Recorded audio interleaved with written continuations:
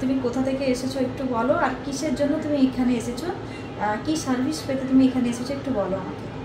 আমি জামনা থেকে এসেছি। আমার মুখটা মানে করবো ডাল হয়ে যায়, রোদে বেরালে মানে কালো টাইপের হয়ে যায় আর কি। তো গ্লো পাওয়ার জন্য এখানে এসেছি আমি দিদির কাছে। গ্লো পাওয়ার জন্য তুমি তাহলে ফেসিয়াল করার জন্য এসেছো? কি ফেসিয়াল নিতে চাও তুমি বলো?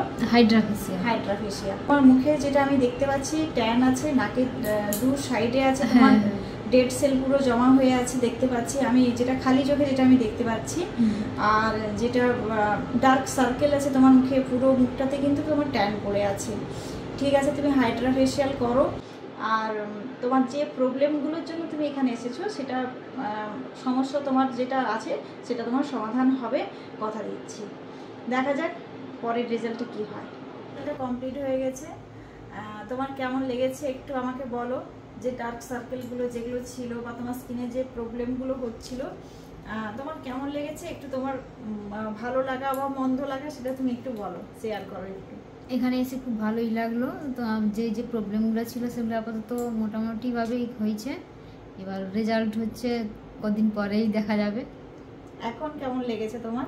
এখন ভালোই লাগবে।